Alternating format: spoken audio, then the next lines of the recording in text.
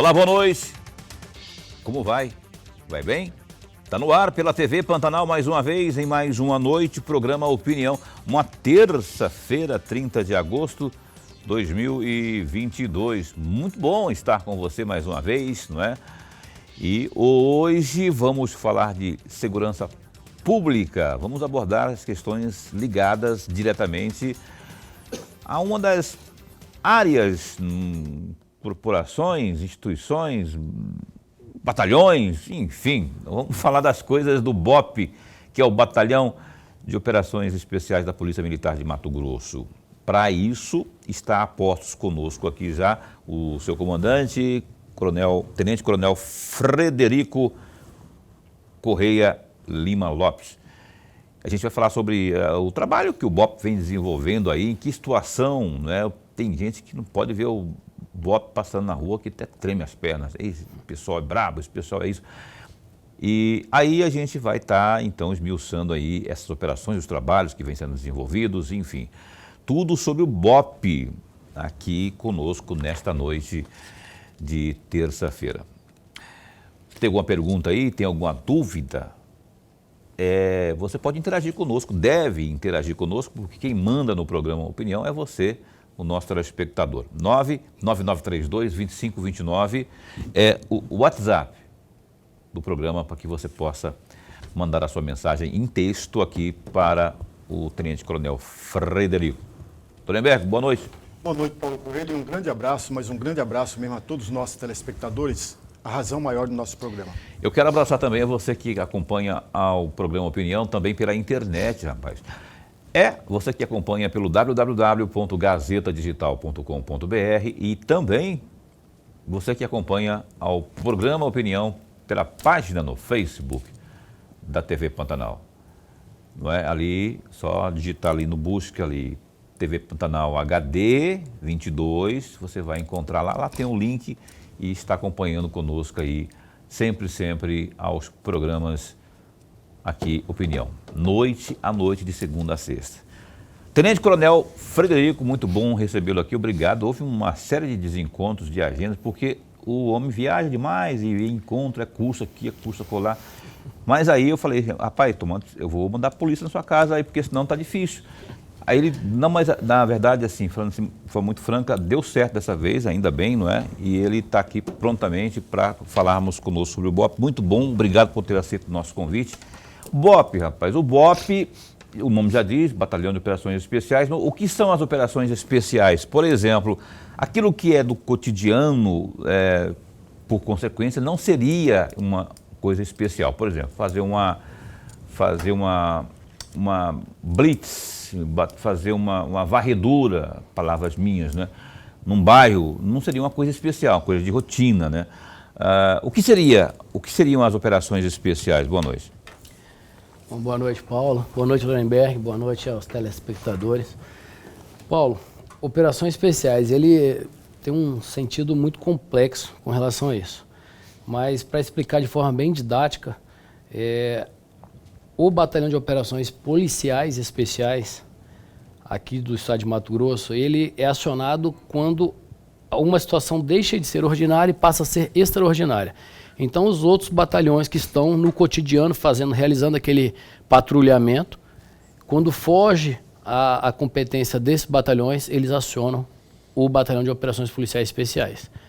Então, por exemplo, uma situação que ocorreu hoje, que se ensaiou, que foi um aluno na IFMT.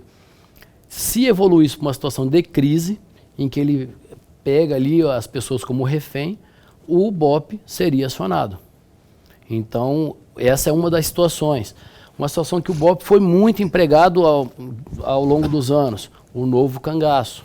É uma outra situação que é utilizado o BOP para essa situação. Então, são realmente situações em que fogem. Outro dia nós tivemos uma ocorrência com um artefato explosivo, uma suspeita de um artefato explosivo. Não se confirmou, mas o policiamento ordinário é orientado a se deparar com determinadas situações, que é um curso, inclusive, umas instruções que nós ministramos, que é a questão justamente da primeira resposta, né? Então, nós orientamos os policiais do policiamento ordinário como reagir a partir do momento que se depara com determinados tipos de situações. Mas ainda nessa mesma seara aí, Tenente Coronel Frederico, o trabalho ostensivo, por exemplo, vamos pegar um bairro hipotético aí, não vou citar nenhum para não deixar nenhuma, para não se sentir marginalizado e tal, mas um bairro que tem muitos índices de violência aí. Trabalho ostensivo, é comum o BOP fazer esse trabalho ostensivo de revistas, por exemplo, abordagens nas ruas, ou ele só vai de acordo com aquilo que já está meio que levantado com informações preliminares, ou pode ser uma coisa assim de abordagem propriamente de rotina? Não, o BOP, Paulo, ele acaba exercendo algumas demandas administrativas com viatura caracterizada. Então, por vezes, dependendo da situação, se for realmente ali uma situação em que legalmente ele possa realizar uma abordagem, sem problema, mas não compete ao BOP fazer patrulhamento, fazer abordagens, saturações, como queiram chamar. Ao BOP não compete isso, ao BOP compete operações planejadas. E assim, a Polícia Militar cada vez mais está dependendo de atividades de inteligência, porque a questão legal da abordagem está cada vez mais restrita, então assim, a atividade de inteligência está em alta na Polícia Militar. Cada vez mais, tanto o BOP quanto o policiamento ordinário está dependendo da atividade de inteligência hoje. E vamos falar sobre isso, inclusive, a restrição que está aumentando, ou que tem aumentado aí em relação ao trabalho dos policiais, não é? Especialmente do patrulhamento, nas abordagens, enfim, e vamos falar também aí sobre as situações, algumas situações específicas. Ele falou que novo cangaço, que chamou muita atenção aqui, não é, há um tempo atrás. O trabalho do BOP foi muito importante aí. Chama a Lorenberg para a conversa. Comandante, antes de mais nada, registrar nossa alegria. Mas a alegria mesmo de tê-lo aqui no nosso programa, nós ganhamos e ganhamos muito. O amigo telespectador, eu não tenho dúvida nenhuma, já está ganhando com a presença do senhor. Comandante, eu vou sair um pouquinho fora, porque tem um tema aqui que eu gostaria muito de ouvi-lo. O senhor, em 2020, o senhor comandava o 24º Batalhão da PM do Pedra 90. E, na oportunidade, a equipe que o senhor comandava, implantou um sistema de monitoramento, né, de viaturas em tempo real, o GPS lá no Pedra 90. E aí eu tenho duas perguntas, e vou fazer as duas perguntas, comandante, e aí o senhor tem mais tempo para discorrer sobre. A primeira pergunta o senhor poderia mencionar ou citar e também comentar dois pontos importantes na implantação desse sistema, o resultado desse sistema? E a segunda pergunta: esse aplicativo foi levado para outros bairros e foi levado também para cidades polos do estado? Se não foi levado, comandante, qual a razão, qual a dificuldade que impediu esse aplicativo em cidades polos do estado, em cidades polo do estado e nos bairros da capital? Qual é o nome do aplicativo mesmo? Aplicativo é um sistema de monitoramento, foi criado pela própria equipe do comandante. Tem nome esse aplicativo? Não, né? Bom, Lorenberg, na verdade a gente utilizava diversos aplicativos de uso gratuito mesmo, semelhante aos aplicativos de rastreamento familiar. Então a gente fez teste em vários tipos de aplicativo. A finalidade desse rastreamento era basicamente fazer com que nós consigamos mensurar a atividade preventiva da Polícia Militar. Porque a Polícia Militar ela extrapola o serviço repressivo. A simples prevenção, eu consegui dizer quantas horas de patrulhamento eu fiz em um bairro X, Y ou Z, é produtividade da Polícia Militar. Porque a Polícia Militar é uma polícia ostensiva. Então isso é produtividade da Polícia Militar. E não só dizer quantas armas nós apreendemos, não só dizer quantas pessoas nós prendemos, a quantidade de drogas que nós apreendemos, entendeu? Então esse aplicativo ele visava justamente isso. E também otimizar o emprego das viaturas. Então, a partir do momento que eu tinha ali todas as viaturas rastreadas eu conseguia também, conjugado ali com o serviço de acionamento para dar celeridade, que a gente fazia via WhatsApp em grupos de sentinela, conjugado também com o 190, porque a gente orientava sempre as pessoas a fazer o acionamento por WhatsApp, que acabava chegando na base policial. O policial que estava ali na base, que às vezes a gente fica ali na base fazendo segurança da base. E por que não aprimorar o serviço com aquele policial que está ali? E ele fazia justamente isso.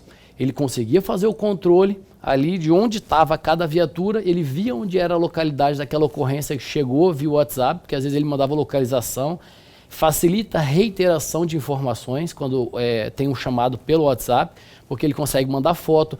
Então a viatura que está indo para o local, ela já consegue criar uma consciência situacional, porque uma coisa é você chegar numa ocorrência e você não ter a mínima ideia de como está ali.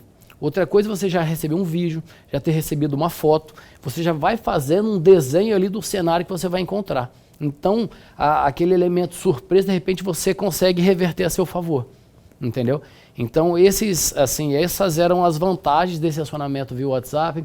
Essa era a vantagem do acionamento, do rastreamento das viaturas, que o policial que estava ali na base, às vezes o CIOSP, ele manda uma viatura porque ela está disponível.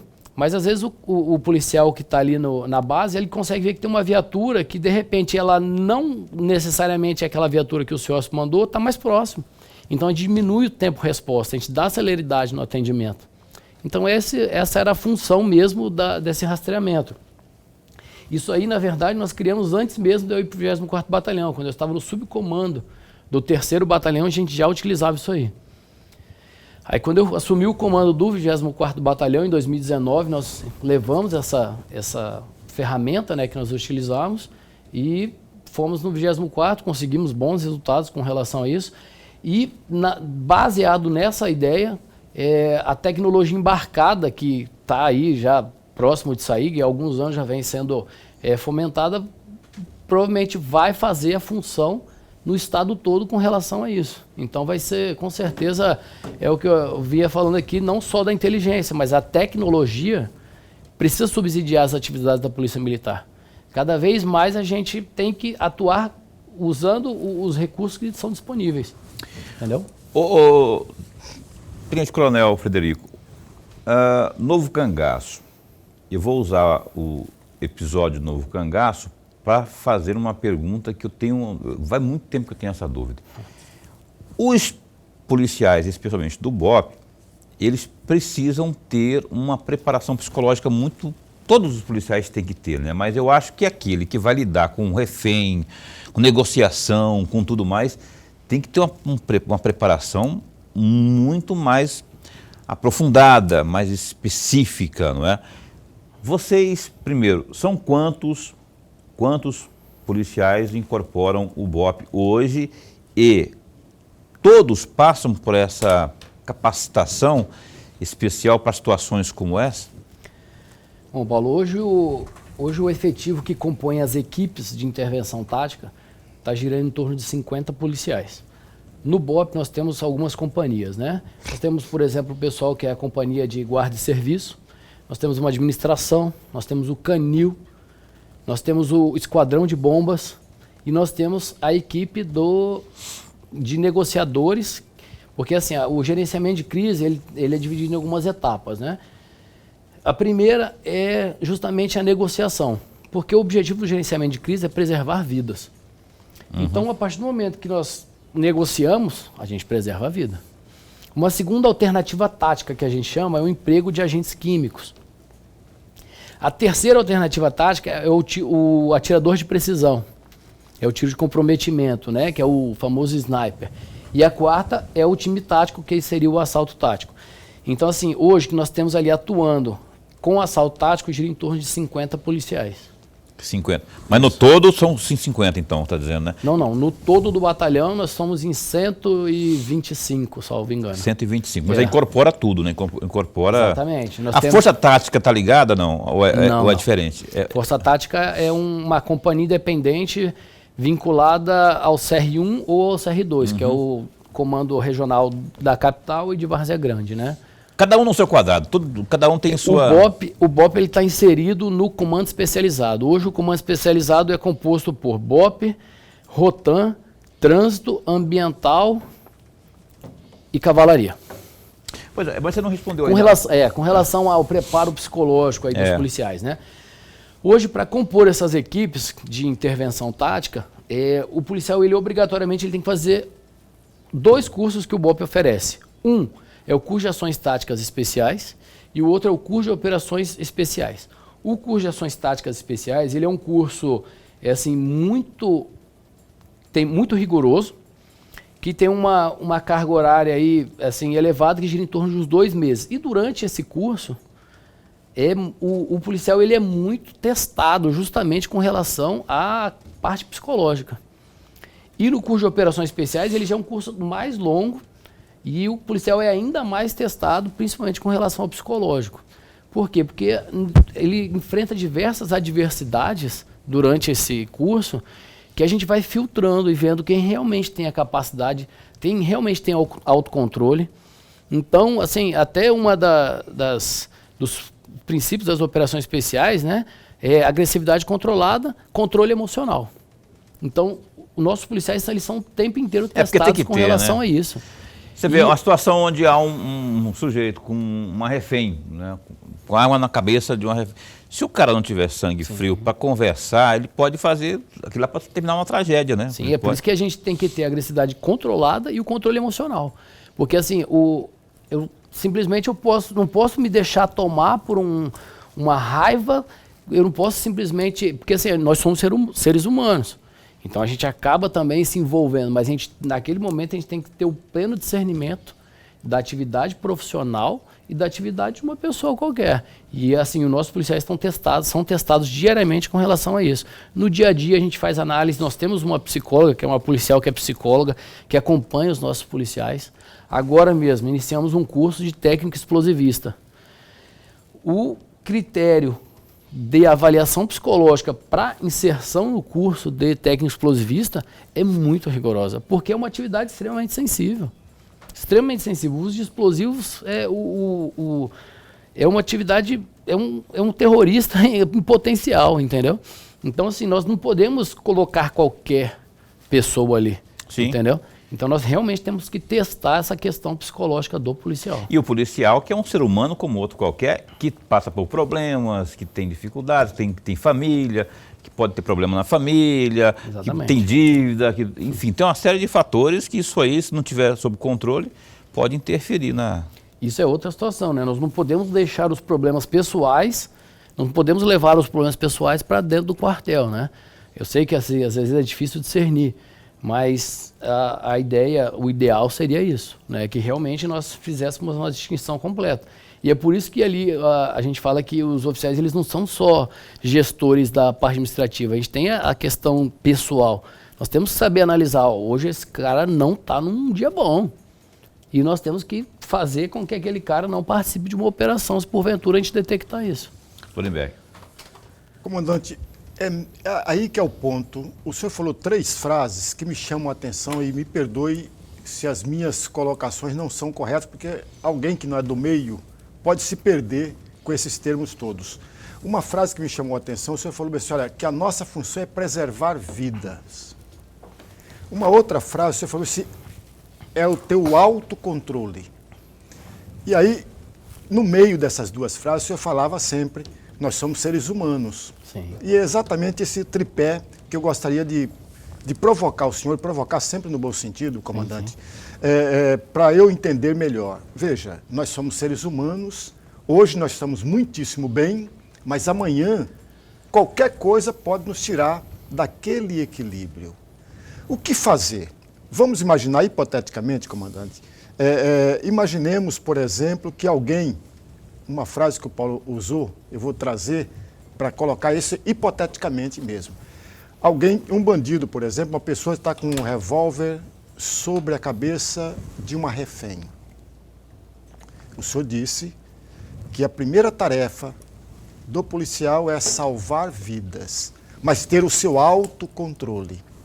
Imaginemos, por exemplo, quando esse policial chegar naquele momento, ele percebe que aquela moça é a sua irmã e ele não sabia antes. Ou alguém muito próximo da sua família. Alguém muito próximo da sua família. E as pessoas que estão próximas dele não entenderam e não conheciam a moça. O que fazer nesse momento? O comandante desse agrupamento, me desculpe o termo, mas me corrigindo sempre aí, o comandante desse agrupamento tem que ter a expertise, tem que ser a esperteza, digamos assim, para perceber que aquela situação não é para aquele policial ou não. Sangue de barato, tem que ter sangue de barato.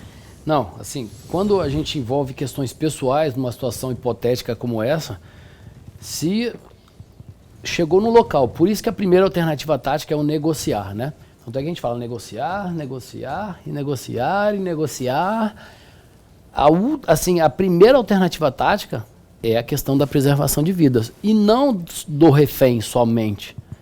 E não do policial. Mas sim também do perpetrador. Entendi. Porque assim, o intuito da Polícia Militar, do BOP, não é matar aquele perpetrador. Pelo contrário. A ideia do BOP é salvar a vida de todos que estão naquele cenário de crise. De refém, de perpetrador, dos policiais, de pessoas que estão no entorno, de todo mundo.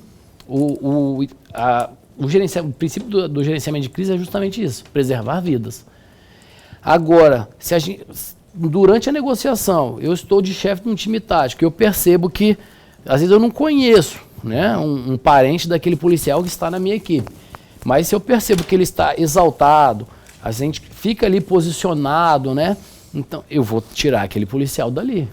O senhor vai afastar aquele policial? Sim, com certeza, eu vou ter que tirar aquele policial, porque ele pode tomar uma atitude isolada, porque a terceira palavra é justamente essa, né? É o controle emocional, é a questão da preservação de vidas, e o terceiro era justamente a questão do ser humano, né? Nós somos seres humanos. Por mais que ele seja treinado, quando envolve uma situação muito pessoal, pode ser que porventura ele venha tomar uma atitude isolada. Então, para precaver, posso simplesmente tirar ele ali do time, sem trazer prejuízo nenhum para a ação operacional. Olha só. Não que ele seja impedido, tá? Entendi. Mas, por precaução, é muito melhor afastá-lo, colocar ele em outra atribuição, sem problema nenhum, entendeu? Não tem perda operacional com relação a isso. Principal meta é preservar a vida, né? Um dos princípios nossos é justamente a flexibilidade. Intervalo comercial, nós estamos entrevistando aqui o comandante do BOP, Batalhão de Operações Especiais da Polícia Militar, o Frederico Correia Lima Lopes, que continuou conosco após o intervalo, um instante só. Ok, a opinião está de volta ao vivo nesta noite de terça-feira. Hoje, entrevistando o tenente-coronel da Polícia Militar e comandante do BOP, Batalhão de Operações Especiais, Frederico Lopes Lima. E Lima Lopes, na verdade, né? Frederico Correia Lima Lopes, para ser mais exato. O www.gazetadigital.com.br tem nesse instante alguns destaques que a gente traz para você, como por exemplo as informações da Covid, rapaz.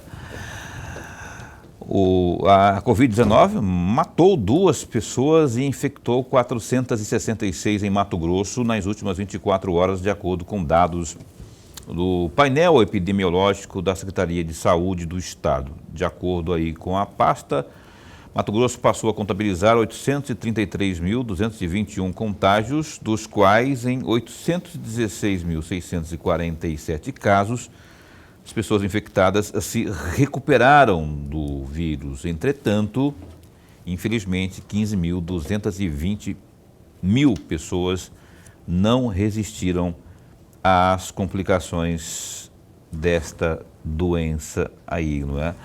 Então, assim, nesse cenário, a ocupação das UTIs é de 40,45% e das enfermarias adulto está na casa de 5% de ocupação.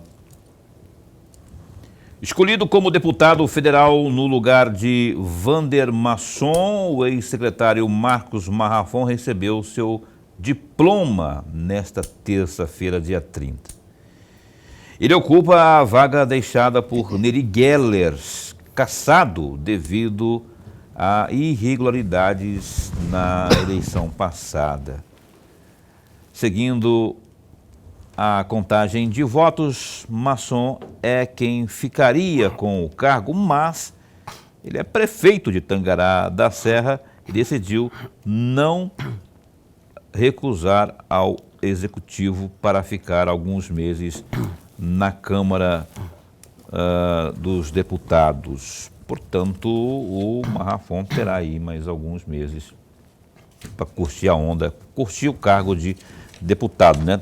Ver se pode fazer alguns, propor, né? Enfim, lá na Câmara Federal. Olha, o ex-ministro da Casa Civil, Walter Braga Neto, do PL, defendeu a flexibilização das leis ambientais para facilitar a exploração de terras para a produção do agronegócio, da mineração e também da infraestrutura. A declaração foi feita nesta terça, dia 30, durante a visita no município de Sorriso, ao norte do estado, que é considerado aí um dos maiores produtores de sojas nacionalmente. Abre aspas, o agro é uma prioridade. Nós temos a legislação ambiental mais severa do mundo. Se nós modificarmos um pouquinho, nós continuaremos tendo a mais rigorosa do mundo. E a produção vai explodir de tudo, de minério, de agro, também de infraestrutura. O presidente Bolsonaro, ele precisa do apoio de todos nós para continuarmos o nosso trabalho, fecha aspas, disse o Braga Neto. Não foi o Braga Neto que disse, foi o prefeito Ari Lafim, prefeito da cidade de Sorriso. Eu fiquei até um pouco preocupado, Lorenberg, quando eu estava lendo, falei, será que foi o Braga Neto que falou? Não, foi o Ari Lafim, mas na verdade se assemelha muito ao que pensam o próprio presidente Bolsonaro, o vice-presidente, o candidato a vice aí também. Essa questão é muito delicada. Uma coisa é verdade, que a legislação ela é muito rígida, o que há hoje. Flexibilizar pode significar abrir não ia falar palavrão aqui, mas abrir mais, flexibilizar, significa afrouxar mais, né? Não posso falar palavrão na televisão, gente. Então, você acha que é muito perigoso isso aí? Ou se dá para dar uma afrouxadinha aí para que as coisas possam, para que a economia possa fluir mais? Paulo e amigo telespectador, veja, nós temos a melhor legislação que preserva e garante o meio ambiente. Nós temos a melhor. Eu não gostaria de aplicar e usar a mesma palavra de rigidez. Não há rigidez nenhuma. Por outro lado, toda vez que alguém fala em flexibilização do meio ambiente ou da legislação do meio ambiente, eu fico muito preocupado. Porque, veja, para produzir o que produzimos, o estado de Mato Grosso, o país todo, para produzir mais do que produz, não precisa de queimadas, não precisa de derrubar as árvores, não precisa de nada disso, porque a tecnologia é suficiente para produzir cada vez mais. Esse é o ponto. O problema maior está exatamente na especulação da propriedade. Esse é o problema. Eu abro espaço para derrubada e utilizo aquela parte lá para especulação financeira. E aí você comete dois crimes, dois problemas seríssimos. O primeiro deles, você ao desrespeitar e agredir ao meio ambiente, você provoca exatamente aquilo que todo mundo gostaria que não fizesse. E o segundo, a especulação financeira, ou a especulação, usar a propriedade para especulação, não traz nenhum benefício, nem para o Estado e nem para o conjunto da sociedade, apenas para meia dúzia de pessoas. Pois bem, cá estamos então de volta, vamos seguir aqui com a entrevista da noite. Hoje temos aqui pela primeira vez na bancada comandante do Batalhão de Operações Especiais da Polícia Militar, Tenente Coronel Frederico Correia Lima Lopes, Tenente Coronel da Polícia Militar, que está desde abril no comando do BOP. Eu só falava no bloco anterior, rapaz, essa questão da abordagem não, da situação extrema, não é? de uma negociação. Dentro de tudo que foi dito aqui, qual é o momento, como o policial do BOP sabe o momento de agir da forma mais radical, onde se esgotam todas as tentativas de negociação? Tem uma pessoa que está com a vida em risco ali, sob a mira de uma arma de fogo, e não tem jeito nenhum, e o cara está muito alterado, a pessoa está muito alterada, não é? E como vocês sabem o time exato para agir? Ou seja, para acionar o sniper para tomar uma decisão radical. Bom, Paulo, uma situação é justamente a questão, mais uma vez, vou voltar na preservação da vida. Então, se o refém, de repente, ele começou a matar, o perpetrador começou a matar reféns, ou começou, de repente, a agredir o refém de forma que a gente vê que ele vai evoluir para uma execução, a gente tem que atuar de forma instantânea. Pois é, mas quando vocês sabem que ele vai evoluir para uma execução? Então, na verdade, não tem como prever, né? É a partir do momento que ele realmente iniciou a ação. Ou então, a partir do momento que tem um gabinete de gerenciamento de crise, que ele é composto, que um dos nossos cursos, inclusive, é esse. Dentro nós temos o curso de gerenciamento de crise, que normalmente são gestores ali, coronéis, tenentes-coronéis, que estão fazendo esse curso. Nós temos negociadores, que é o policial que vai ali negociar propriamente disso, que vai conversar com o perpetrador, que assim, ele consegue ter aquela empatia melhor ali com aquele perpetrador. E nós temos o pessoal do time e o pessoal do atirador de precisão. Mas assim, quem define, por exemplo, numa situação de crise em que é aquele negócio, negociar e negociar. Quem vai definir isso aí é realmente o gerente da crise. Aí são inúmeras circunstâncias que a gente tem que Porque se for ir esperar, analisando. eu fico assim, apreensivo com o que o senhor acabou de falar, por exemplo. Mas se o perpetrador, não é, que eu chamo de bandido, né, o bandido lá, eu vou esperar ele começar a executar um e outro, dar demonstrações de espancamento para eu agir? Então, assim, por isso que eu perguntei, é uma pergunta, eu sei que é difícil de responder, porque é só o momento mesmo eu falei, é difícil, por isso que eu vou perguntar para ele, que é difícil para responder mesmo, ele não vai conseguir responder. Mas, na verdade, eu sei que, pelo que o senhor falou aí, eu entendi que é um negócio de momento mesmo, para interpretar o momento, negociar. Só que eu também gostaria de não ver o perpetrador, que o senhor falou, começar a dar a mostrar as garras. Ó, se não tiver tudo que eu quero aqui, eu vou matar vou começar a matar aqui. Ele mata um gato, mata um cachorro, depois mata uma pessoa. É que, na verdade, nós temos que agir em legítima defesa de terceiro, né? O ordenamento penal, ele é bem claro, né? Então, assim, mas tem algumas regras do gerenciamento de crise que, por exemplo, uma situação que não pode evoluir. E dentro daqueles critérios de evolução de uma situação estática que pode ser que venha evoluir para uma situação que venha piorar o quadro da negociação, do gerenciamento, talvez o gestor autorize a atuação do time tático. Nem sempre o time tático ele vai ceifar a vida. Ele pode fazer a prisão, sem problema nenhum, como já tivemos casos aqui. Mas nós também já tivemos casos de gerenciamento de crise que duraram dias. E ali ficou se negociando.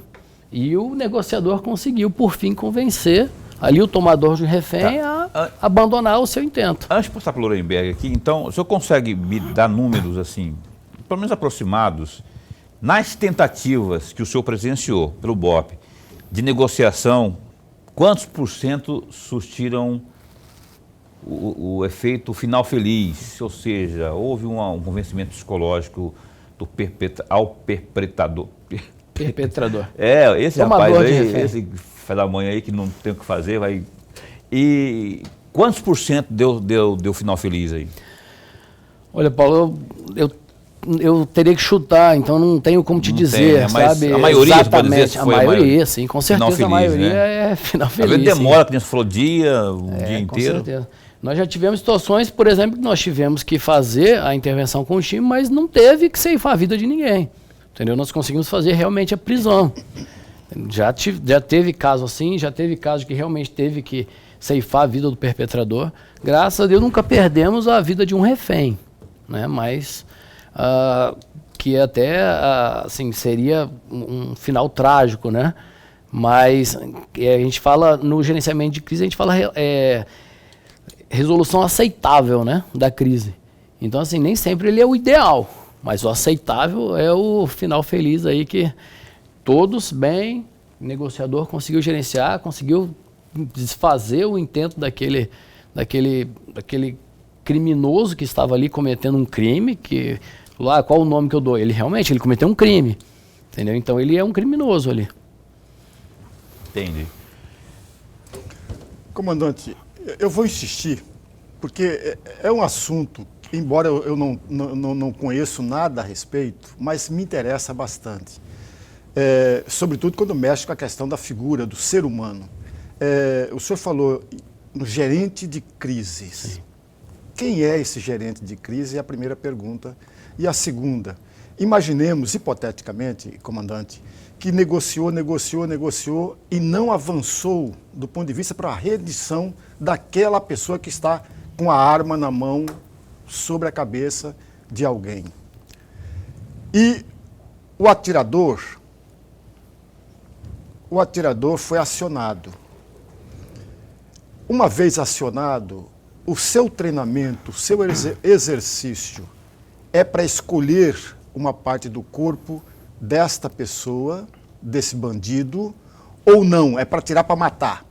Ou existe uma outra opção de não atirar para matar, mas para mobilizar aquela pessoa. O senhor entendeu a minha pergunta? Duas perguntas, né? É isso. Com relação ao gerente da crise, né? O gerente da crise normalmente realmente vai recair sobre o comando do batalhão de operações especiais. Porque normalmente são pessoas que têm instrução com relação a isso e vai conseguir coordenar as demais atividades, desde o isolamento do local, as tropas que estão em apoio, a atuação do time, a atuação do tirador, a atuação do negociador. Então, assim, tem que ser alguém que realmente tenha conhecimento. Tá? Lógico que o gerenciamento de crise ele é feito dentro de um gabinete de gerenciamento de crise. Então, quem vai estar ali tomando as decisões técnicas, mas também tem ali a questão de gestão. Porque quando a partir do momento já teve gerenciamento de crise, que o governador de estado teve que se fazer presente. O comandante geral da instituição se fez presente. Então, assim, pode ser que tenha o gerente da crise ali com conhecimento técnico, mas tenham pessoas ali subsidiando na tomada de decisão. Com relação ao atirador de precisão, né? O atirador de precisão, o nome que a gente chama de atirador de comprometimento, né? Ele, na verdade, ali o que acontece? A gente está falando de uma situação em que um tomador de refém, ele está com uma arma na mão, muito próximo de um refém, e que qualquer espasmo muscular, ele possa, por movimento involuntário, pressionar o gatilho. Que, assim, normalmente a gente vê realmente, eles normalmente ficam com o dedo no gatilho, às vezes quando é revólver, com a retaguarda, um gatilho muito sensível, né? Então a gente não pode se dar ao luxo de falar assim, eu vou imobilizar. Porque se eu fizer uma imobilização, uma inutilização, atirando num membro ou numa arma, né, inutilizar a arma, eu corro um risco de minha ação ser desastrosa muito grande. Então, o tiro do sniper, ele realmente é um tiro de cabeça. Finalizador. Ele é para neutralizar. Caramba, hein? E tem que ser, porque o cara tá nervoso também ali. Qualquer momento, Exatamente. Né? Então, você tem que... Então, assim, de repente, eu não posso correr o risco de um perpetrador estar com uma arma na mão, com o dedo no gatilho, e eu dou um tiro no peito dele, por exemplo, e ele não tem cessa o movimento dele de forma instantânea. Ele tem que realmente ser neutralizado, ele tem que parar a ação dele naquele momento. Então o alvo preferido é a cabeça. Não, preferido não, ele é o único. É o único. Ele é o único. Então E não tem não em costa, qualquer região da cabeça. Não tem costa, não tem peito, não tem nada, é a cabeça. O único para cabeça. resolver, o único para Isso. resolver É. a situação, né? É porque assim, ele tem que ser muito preciso, inclusive não é qualquer região da cabeça. Entendeu? Ele tem aqui a parte aqui entre nariz e olho, né, que é o triângulo que a gente chama aqui.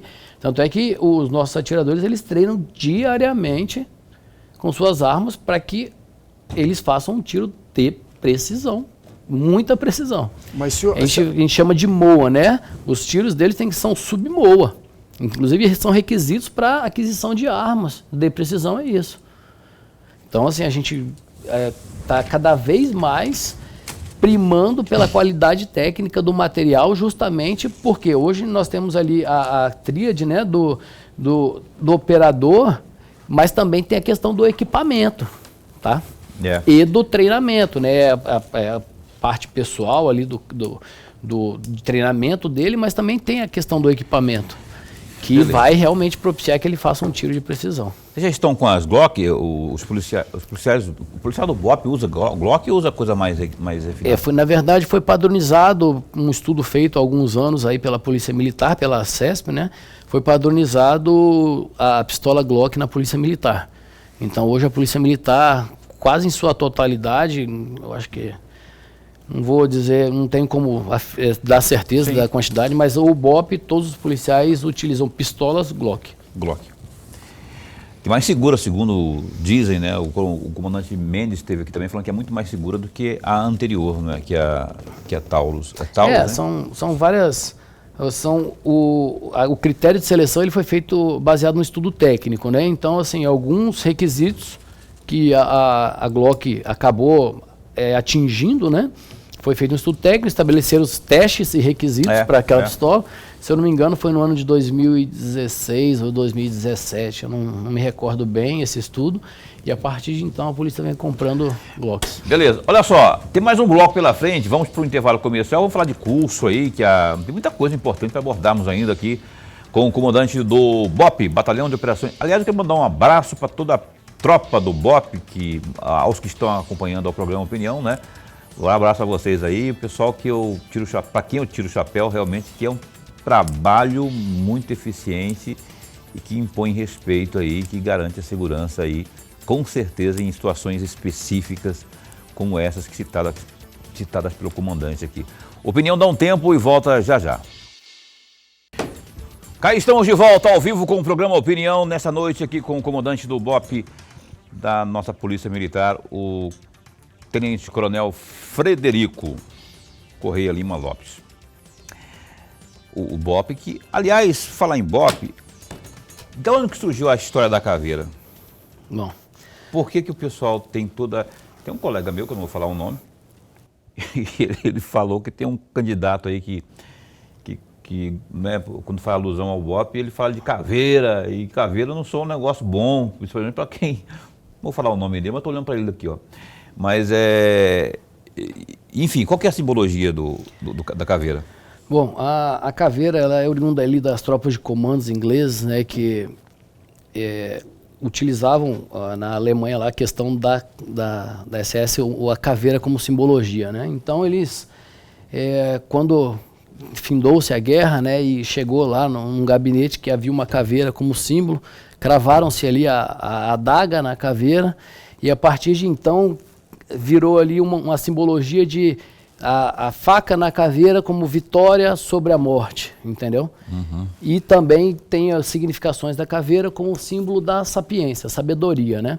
Que assim é uma coisa que a gente preza muito dentro do Batalhão de Operações Especiais, que é a questão do desenvolvimento técnico.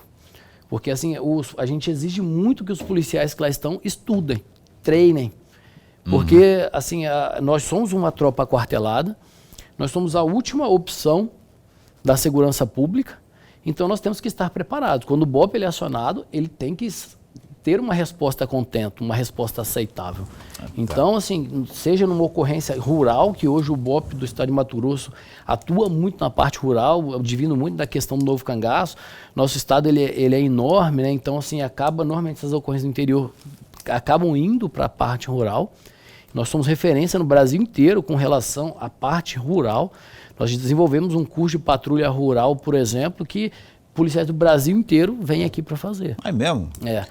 Então, assim, com relação à caveira, é justamente isso, tá? Nós temos, assim, um orgulho muito grande dessa representação simbólica do batalhão, que é a caveira, né? Principalmente com relação à representatividade de sabedoria, sapiência, né? Falou em curso, que mais cursos vocês têm participado aí para aprimoramento do trabalho? Bom, nós temos alguns cursos que são desenvolvidos pelo BOP, né? Eu já falei do gerenciamento de crise, do negociador. Nós temos o curso que eu já falei que é o curso de operações especiais, que é um curso muito completo. Ele é bem amplo, ele ensina ali o policial realmente a atuar nas operações especiais. Nós temos o CAT, que ele é um curso de ações táticas. Um é curso de operações especiais, outro é curso de ações táticas. Ele é bem completo, não tanto quanto o curso de operações especiais, mas ele prepara o operador para atuar tanto na parte rural quanto na parte urbana também. Nós temos o curso de técnico explosivista, inclusive está ocorrendo agora, começou ontem, que eu já citei também. É um curso com conhecimento muito sensível. Hoje nós tivemos aí, por exemplo, inúmeros casos de explosão de caixa eletrônico. Nós vimos aí casos de domínio de cidade em outros estados com utilização de explosivo. Então, assim, é um conhecimento que nós precisamos cada vez mais avançar nesse sentido. Teve, inclusive, recentemente, aí lá no bairro Santa Terezinha, uma situação que suspeitava-se de uma bomba caseira, mas que chegou lá, o BOP foi acionado, chegou lá, não era isso, era outra coisa. Era um termostato, né, de uma câmera fria. Ele fazia aferição semelhante a um tacógrafo, ia registrando a aferição da temperatura, né, da câmera fria. E ali eu acho que, não sei se tinha algum caminhoneiro ali que acabou dispensando alguns objetos, umas caixas, né? Suspeitou-se que fosse uma bomba. E como ele tem ali essa marcação, fazia aquele barulhinho de um semelhante, é uma máquina semelhante a um despertador daquele de cabeceira que ele ficava tic-tac, tic-tac. Vai explodir esse troço aqui. É porque, assim, uma das formas de acionamento de artefatos explosivos é justamente esse, né? Então, as pessoas fizeram a suposição que podia ser Fizeram um artefato certo explosivo. De chamar, né? Para não ninguém Sim, com certeza. Inclusive, na oportunidade, dei uma entrevista. Esse é o procedimento correto, que é outra instrução que nós fazemos, que é a questão de primeira intervenção com artefatos explosivos. Inclusive, nós vamos ministrar uma instrução para o pessoal do sistema penitenciário no dia 2 sobre isso, reconhecimento de artefatos explosivos e tal. E nós ministramos para toda a tropa da Polícia Militar já há alguns anos. Quando eu passei pelo BOP lá em 2010 ou 11, 12, não sei exatamente em que ano que foi, eu rodei muitas cidades do interior ministrando... Explicando, né? Explicando para o policial o que é um explosivo, com o que ele se parece, explicando o que é um material que pode acondicionar um artefato explosivo, para justamente ir orientando o que fazer a partir do momento de uma suspeição.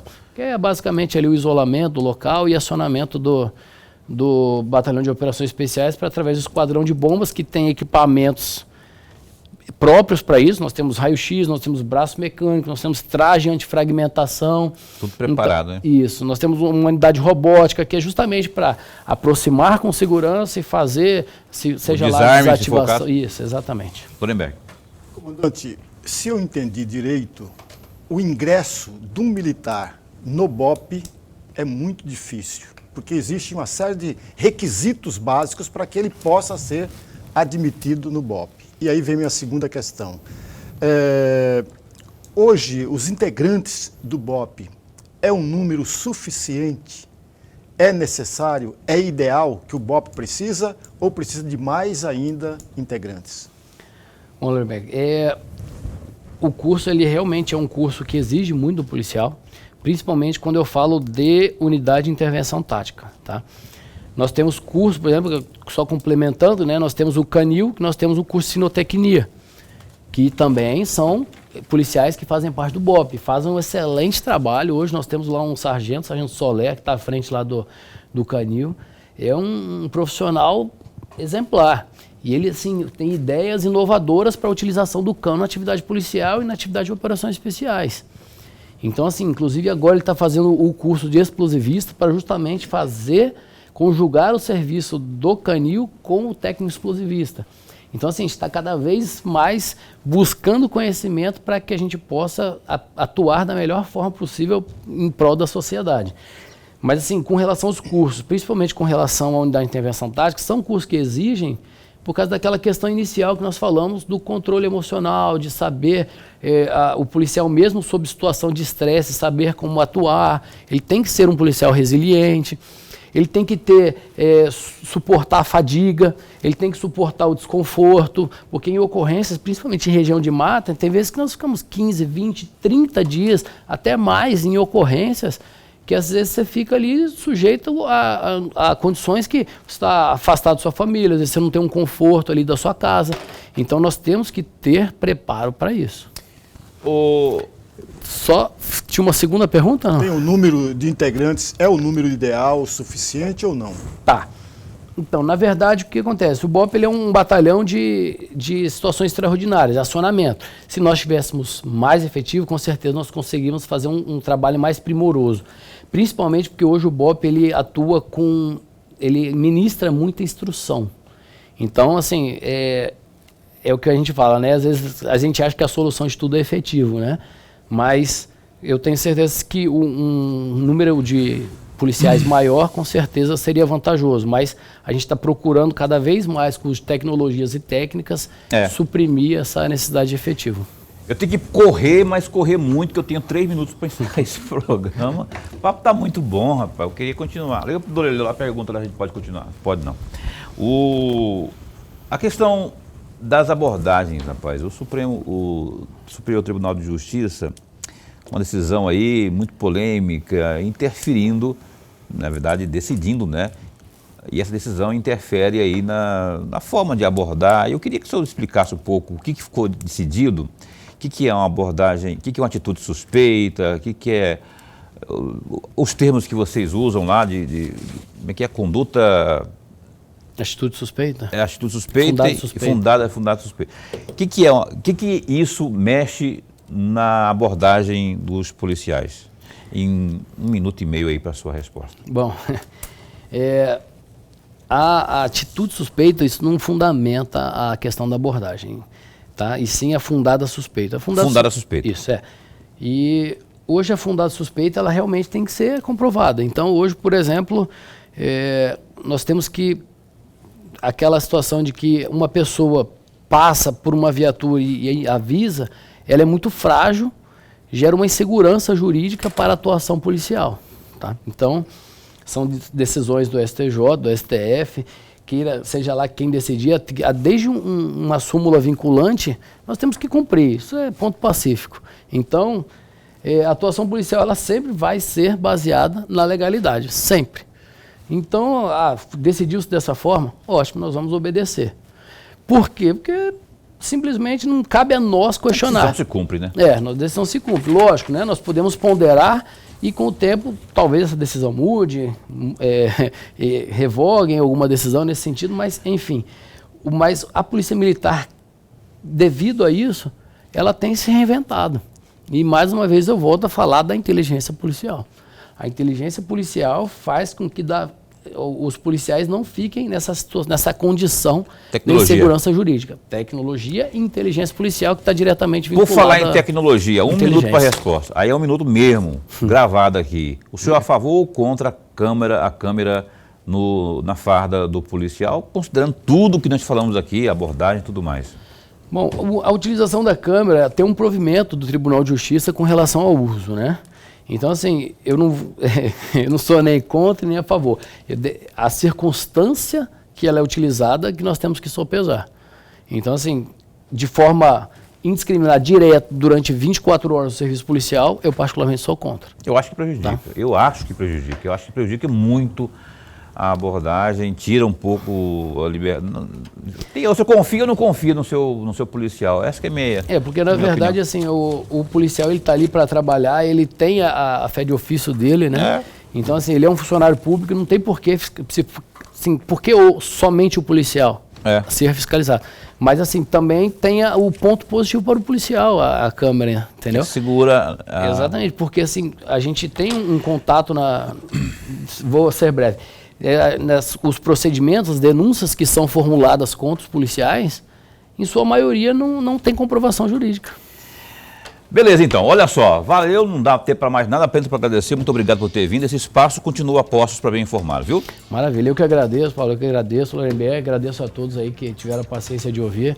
Gostaria de agradecer ao comandante-geral da minha instituição, o Coronel Mendes, que autorizou a minha vinda aqui, que propiciou, ao Coronel Paulo César, comandante do CPE, que é o Comando de Policiamento Especializado. Agradeço a todos. O BOP, ele cada vez mais vem evoluindo, estamos conseguindo fazer cursos de formações para os nossos policiais, para que nós possamos atuar cada vez mais de forma técnica. Comandante Mendes aí, Coronel Mendes, comandante-geral da Polícia Militar, aquele abraço aí, obrigado, viu, por ter permitido, eu sei que houve uma negociação para ele vir aqui, o senhor também logo vem de novo aqui, veio há uns 10 dias, vem de novo aqui para falarmos da nossa PM. Até amanhã, meu caro. Até amanhã. Amanhã a gente retoma aí a rodada de entrevistas com os candidatos ao Senado da República, Cássio Coelho, do Patriota, nosso entrevistado às 7h55 da noite. Então, até lá, fica bem, fica com Deus também.